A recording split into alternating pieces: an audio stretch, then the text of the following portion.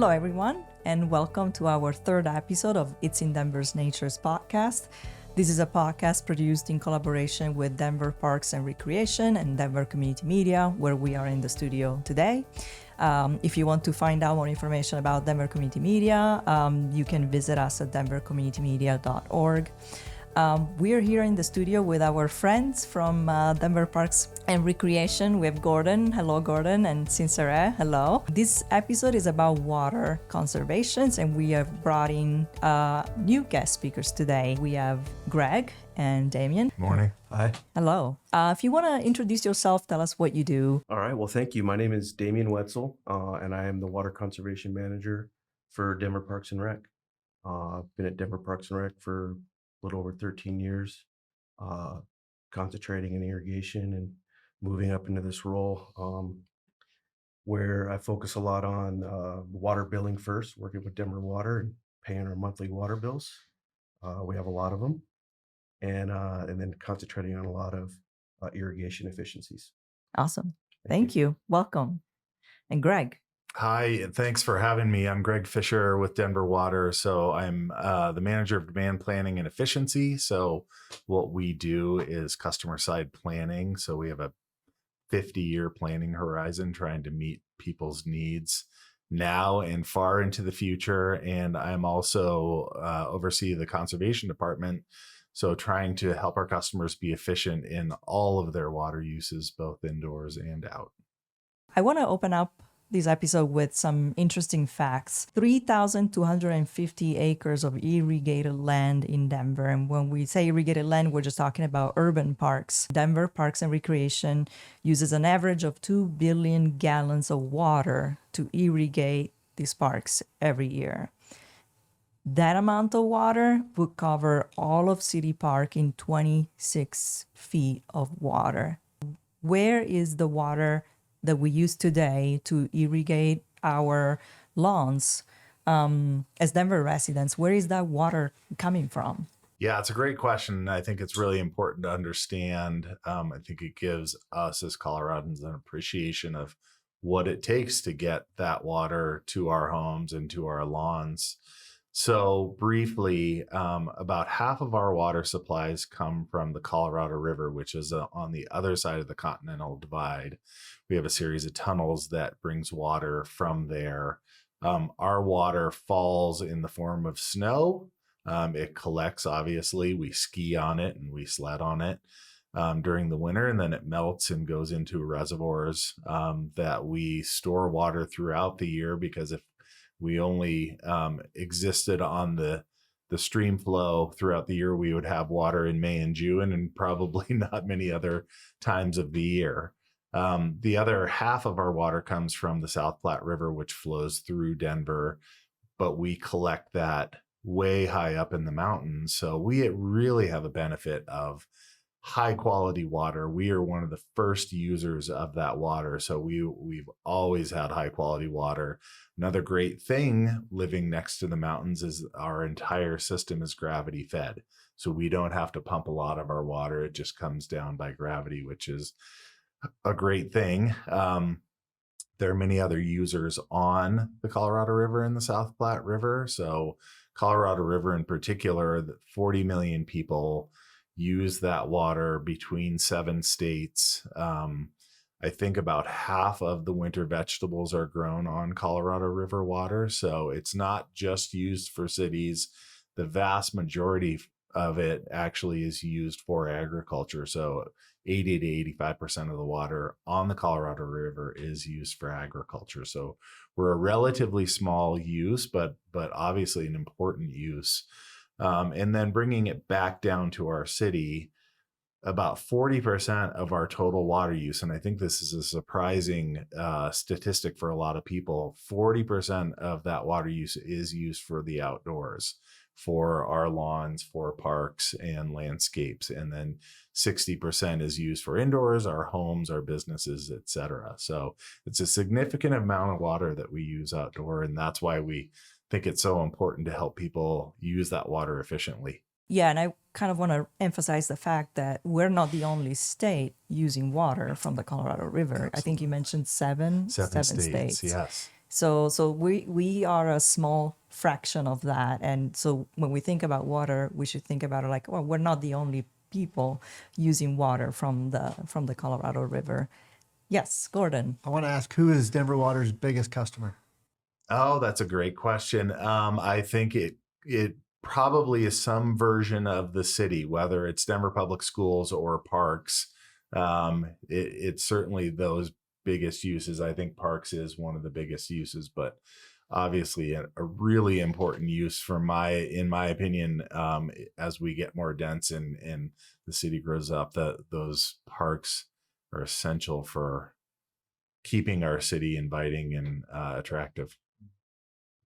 Yeah, Yes. that's yeah. So Denver Parks and Rec is the largest consumer of Denver Water's products, and a multitude of products. Greg mentioned all the nice, clean, fresh mountain water, but a cool partnership that Denver Water and Denver Parks has done moving into the future is we're starting to utilize a lot of different sustainable water sources. So recycled water, reused water, gray water, raw water from City Ditch, Chatfield. So we try to use different water sources to, so we're not always using that potable water. You mentioned. Well, can oh, you go kind ahead. of break those down and Yeah. what that means, like Yep. for the listener? What is gray? raw? Yeah, what is gray water, raw water Mhm. versus reuse water? Yeah. So starts with raw. Raw water is everything that Greg was mentioned, coming right from the mountains, untouched, hasn't been through a treatment plant, so straight out of a lake or a river. Like I said, Chatfield is the biggest source, feeds City Ditch, which is the historical waterway that runs right through Denver, feeds Wash Park and City Park, and Denver Country Club, which was one of the first country clubs west of the Mississippi in the United States. And then you have recycled water, which is Denver Water has a big plant on the north end of town, and that's wastewater that's been through the Metro Waste treatment plant, and then it gets diverted into Denver Water's secondary treatment plant, where they get it into an almost potable quality, and then that actually has to be pumped back up into town, and that we water about a little over 30% of our parks with recycled water. And when you say potable, is it clean enough to drink? The recycled water is not clean enough to drink. It is close to those standards. So potable water is what we all get into our houses through the Denver water mains. So yes, it's close to that quality, but please don't drink it. Yeah, don't drink it. Yeah. It meets 1980 drinking water standards. So for those of us who grew up in Denver around the 80s, that evidently is what we were drinking. But yeah, certainly not for drinking purposes now. Damien, is it possible to break down those various water sources as a percentage of what we use? Yeah, like I said, the recycled, I think we're a little over 30% of our parks are irrigated by the recycled water. Our biggest parks, Wash Park, City Park, they are watered by recycled water that's been treated, so it's classified as raw water. It's filled into City Ditch, just south of South High School and Veterans Park, kind of near DU and I-25 there. And the entire City Ditch is filled with recycled water. So Wash Park and City Park lakes are filled with recycled water. And you mentioned gray water as well. So gray water, we actually don't utilize a Okay. lot of that. That's water that doesn't go to Metro Waste, hasn't been through your toilets and whatnot. We actually don't utilize that. Got it. The basic definition of gray water is anything that you would use like your bathroom faucet, your shower, or clothes washers would be gray water. So there are a lot of systems out there. We have one in our new building that collects that, and then you can use that water to flush toilets. So it's a really good use within a building or on a campus. So now that we have all that data in mind and how much water is used daily to irrigate our lawns, why is this important now? What do we know about the Colorado River and the water levels, decreasing. So yeah, in other words, why is this conversation relevant now? Relevant for sure today, but as we go into the future, we're sitting here having had an amazingly cool wet year where our snowpack was great, but we also use significantly less than we do in normal years just because of the weather. But that doesn't mean that we're out of the woods in terms of literally there is a crisis on the Colorado River. The levels of the two biggest reservoirs in the country that store Colorado River water, Lake Mead and Lake Powell, were down below 30% full. It's the lowest levels they've ever been since they started filling. This is absolutely due to overuse on that Colorado River. So we know that we have a structural problem, that we are overusing what the Colorado River is providing. And that's why we all need to figure out how to become more efficient, use less water. Doesn't mean just cities. It means every user on that river, including agriculture, and all the states. It's just so important that, until we get into this dire crisis, that we figure out how to live on less. But the key here, and I know that we're going to get into this conversation, the key here is that our responsibility is to figure out how to help our customers be more efficient without making them sacrifice a lot. And we think there are a lot of opportunities to do so. Are we also reaching a carrying capacity for the basin itself when we're looking at people moving into these states and development? So I'm just curious, the conversation around how much can the basin supply at a certain point? Yeah, that's a really good question, Sensei. That it's a complicated one too. You have to be able to answer. You could easily take out a portion of irrigated agriculture and feed millions more people. But I think we really have to understand that balance of how much can we take out before we're really sacrificing our food. And another point I would make is that we also sell alfalfa is by far the biggest use of Colorado River water in the country. Somewhere between a third and half of the Colorado River is used to grow alfalfa, which feeds livestock, basically. So we ship enough alfalfa overseas right now to serve 1.5 million people. So that isn't a criticism, it's just a reality, but really trying to find that balance. We could serve a whole lot more people on Colorado River, but it really gets down to the choices we're making and what are we using that water for? Are we preserving it for that? The heritage of the American West is rooted in agriculture, and I don't think any of us wants to see that go away. But the issue is our allotment of Colorado River water isn't going up. So we have what we have, right? That's right. Yeah. And the allotment is far overstated. So the allotments were made 100 years ago in probably one of the wettest times in the last 100 years. So we overestimated how much water the Colorado River can produce. So you're absolutely right. Our allotment isn't going up, and it's likely less than the one that we even have on paper. I'm still thinking about the alfalfa data. That's, my immediate thought, and that's probably a conversation for a different episode, is like maybe there's a different source of vegetable for livestock that is not so water consuming, but that's probably for a different episode. Yes. So is anything being done to mitigate water usage? I want to talk about agriculture because I think that's such a striking component of like water usage. Do we know if there's anything that is being done to mitigate water usage in the agricultural sector? Absolutely. I'll start by saying, we really focus on, and I think it's as the larger water using community, we are the municipal water providers, and what we're really good at is providing municipal supplies to people in cities and helping them become more efficient. So I don't want to get too far outside of that lane. I think there are a lot of experts on agriculture.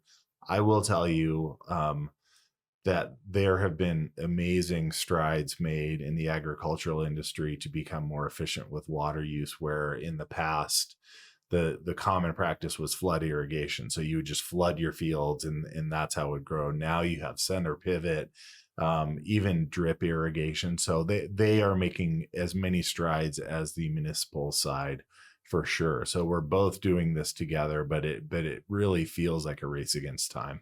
Yeah, I bet. And what about mitigating water usage in Denver parks? What is being done currently today to do that? Yeah, we have quite a few strategies in Denver parks, and a lot of it actually has been adapted from the agricultural industry, taking some irrigation efficiencies and technologies and adapting it to Denver parks. The biggest one is like your smart irrigation controllers. So they're readily available for homeowners.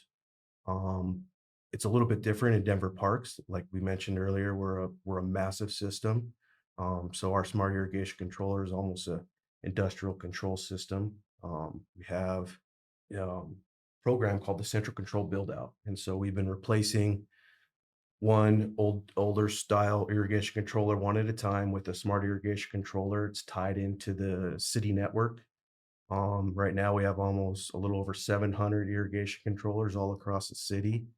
We're about 85% complete. When we're all said and done, we'll be close to 1,000 irrigation controllers all across the city. We also have regional weather stations. So all across the different parts of the city, those are tied into the network, and it's all the different parts and pieces talk to each other. So we have real time irrigation shutdowns. So if it rains overnight, it's pretty common. Thunderstorm will come in 9, 10 at night. Everyone's home from work. Um, a rain cup will collect rain. When it hits a certain amount, a quarter inch of rain, starts shutting irrigation down across the city. Interesting fact with that, if we're in July and in the middle of the heat of summer and full irrigation season, we can save anywhere between 20 and 50 grand a night with those real time rain shutdowns. Um, the other part of that is we collect data to help adjust irrigation scheduling. So turn it up, turn it down. So it just helps really manage our water efficiently. And I'm guessing this summer, having been a more rainy summer, has probably been beneficial in terms of like water conservation. Yeah, we really tested the system this summer. In fact, we've reduced our water use by over 500 million gallons through May, June, and July. In August, we ended up going back to our normal water use, but the folks at Denver Water said they really haven't seen a decrease as big as that in a long time. So yeah, it was a great to see it work this year. Hey, Damien, a crude example, when I started 16 years ago, we get lots of calls from people driving down the road going, oh, there's a broken head and the water's shooting up. And, we get those regularly. I haven't heard us getting those because now your staff have it on their phone, right? And they hear about it, they can turn it off from their phone. Yeah, we do some of the new central control technology cellular. So you have apps on your phone to program and shut things down. But the beauty of our network is it's automated. So these weather stations are collecting the data, sending it through the network to all of our individual controllers and shutting them down at night. Since we've been installing central control, do you have an idea of how much water overall we're seeing saved annually with that new technology? We generally say we're saving about 20%. We've seen higher, we've seen lower. Always, it's weather dependent. It's hard to get an exact number, but um, like we said, when we're using 2 billion gallons of water a year and we're saving 20%, it just the numbers add up quick into big numbers. So um, another thing is that's really cool is Denver Parks was very proactive with water conservation. The program was started over 20 years ago, right after 2002, the big drought of 2002. It was the first year of watering restrictions, and everyone at Denver Parks got together and they said, we have to be in front of this. So, as the largest consumer of water in the Denver metro area, Denver Parks has been ahead of the curve for a long time. So, I can't take credit for it. It was some visionary people before me, but I feel happy to take the reins from that. And we've continued. We've expanded the crew a lot.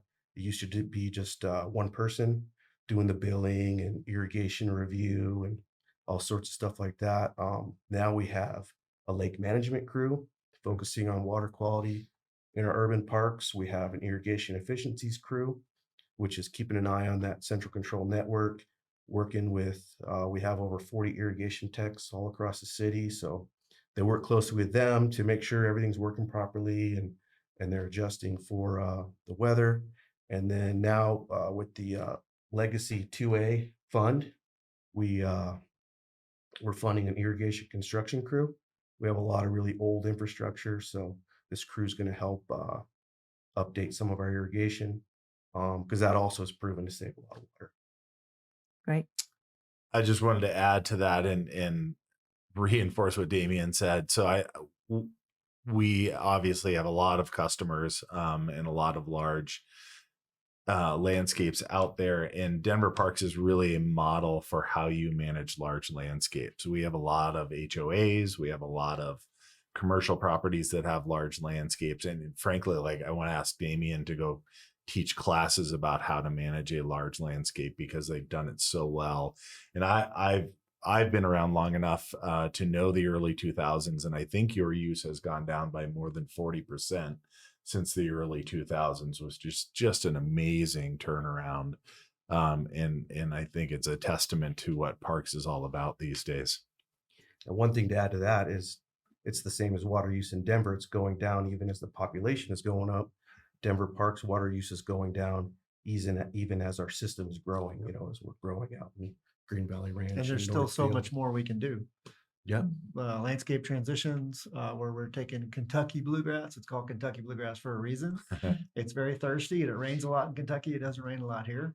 So as we transition that out, then our native landscapes need a lot less water. That's exactly right, Gordon. That's a lot of experts agree that the best way to save water in a landscape situation is first with irrigation efficiencies, smart controllers. The second step is landscape conversions. So converting, high water use landscapes to low. That's great to hear also that, as you've mentioned, as the population continues to go up, we are noticing a decrease in water usage. So that's encouraging, and that's an encouraging data to hear. And it's also encouraging to hear that Denver Parks and Rec is sort of like taking a more of a proactive approach to scarcity of water versus a reactive approach, and that's exactly where we need to be. So talking about water usage mitigation, I want to kind of shift the focus towards the communities and Denver residents. We have incentives and rebates on solar, for example. Are residents able to do they have any resources like rebates and incentives to maximize water conservation in their communities? Are there any resources in that aspect? Yeah, so we do offer some rebates, and expect to expand those offerings over the next couple of years, because what we talked about the Colorado River, we are really going to up our efforts on efficiency in the next couple of years. So expect to see more. But we do offer rebates for toilets, shower heads, faucet aerators, other indoor fixtures, as well as, and Damien talked about it, so there, even for residential homes, there are new things called smart controllers.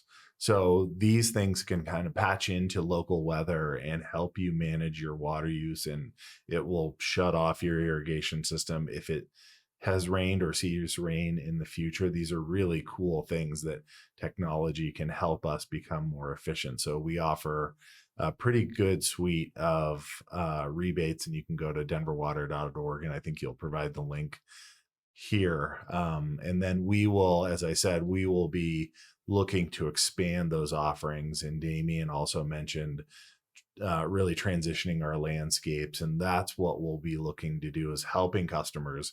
What we see is a lot of interest in people getting back to that Colorado native philosophy. And so we're looking to figure out how to help them, or what things would best help them transition their landscapes. And we're partnering with Denver Water to provide some examples of what that can look like. And so we partnered on Quebec medians to do a landscape transformation there and really start to demonstrate what these Colorado scapes can really look like in the community. And thinking about landscape transformation, how can Denver residents sort of like embrace the idea of the Colorado scaping and what we call a more Denver, less Kentucky? How do we, invite that mentality of like, we need to embrace more that sense of Colorado scaping and less bluegrass? What we're learning about bluegrass, Gordon said it, it's thirsty. It needs a lot more water than we get in a year. So we have to add water to it. We add drinking water to it for the most part. But what it also doesn't do for us, it's not very functional unless you're on sports fields or in parks where it's really important to have. I think that we're not trying to have a complete war on grass, because it has its place, but we need it to work much harder, our landscapes to work much harder for us as we get more dense, as the city grows with climate change, as it gets warmer. We really need these landscapes to help cool and shade us. I think a lot of people have heard about pollinators and the bee population going down. There are plants out there that can really revive that population. So pollinators, landscapes that help us really help water quality when it rains. You think about all the stuff that comes off on the street. Those landscapes can naturally filter some of that harmful stuff out of the water when it rains. So I think there are landscapes out there that can work much harder than bluegrass will. It's great, but the future of landscapes is, as Sensore mentioned, it's Colorado scaping, and it's a much more functional thing that brings a lot more environmental benefits. Totally. I And think, go our ahead. crews that are installing the native landscapes, oftentimes people will stop by when they're jogging or walking and say, "Thank you so much. It's so beautiful. I appreciate what you're doing." When people see it, they really do enjoy it. Go take a walk in the new parks in Northfield area. That's kind of has the new park model out there. 39th Avenue Greenway through the city. You have nature playgrounds and features for water quality and native grasses, and that's how the public can start to embrace it, is go look at some of these new spaces. Totally. Yeah. I think part of it is like showing by example, like showing examples of what those, new landscapes can look like. And I think part of it is also education, educating the public on like what the benefits are of Colorado scaping. We need to do the right thing first so that our customers can see that sign. Yeah, agreed. I'm the irrigation guy, so I'll keep banging that drum. It's hidden, it's underground, but it's the lifeblood of Denver parks. None of these beautiful spaces that we enjoy exist without it. And even as we transition into different landscape types, it's still needed to establish those areas and to maintain the tree canopy. So Denver parks will continue to, utilize our water efficiently, because that is, we want to keep providing these spaces for Denver residents. And I'm glad you mentioned the tree canopy, because we have been having a lot of conversations about, we want to conserve water while still preserving our urban forests. So we're looking at when we're making these transitions, how we're maintaining water supply to trees while still transitioning that understory. Yeah. Preserving and enhancing that tree canopy is really important. I think that's something we've been working really well together on. I'd add one more thing just to draw it back up, and Gordon said it. So there is a lot more that we can do. I think we should all, our customers in this city deserves a lot of congratulations about how much we've done in the past couple decades, but there's more we can do. And the reason why we need to do it is it really helps us reduce the impacts of climate change, the impacts of growth, the impacts of overuse on the Colorado River. It's going to put our city in the best position to being adaptable to all those challenges in the future. And I think that, I think Denver comes out of that even stronger the more efficient we become, and as we change our landscapes to that more Colorado style, Colorado scape. So future looks bright for us. That's awesome. Well, thank you all for joining us for this episode. We talked in the end a little bit about landscape transformation, and that's going to be the topic of the next episode. So tune in next month to hear more about landscape transformation. You can find this episode and other previous episodes of It's in Denver's Nature's podcast on the Denver Community Media and Denver Parks and Recreation YouTube channels. You can subscribe to those channels, and it's also now available on Spotify. So you can type It's in Denver's Nature and you can find all the episodes right there. Just a quick reminder, Denver Community Media, we mentioned that before. It's a great space for our community who wants to learn more about podcasting and video production. Denver Community Media will have producers open hours every month. You don't have to be a member to join, but anyone in the community of Denver and in Colorado is interested to learn more about how to do a video production or how to produce a podcast, please join us. We have staff that will help you get started creating your projects. And you can find more information at denvercommunitymedia.org. Thanks again, and see you next time.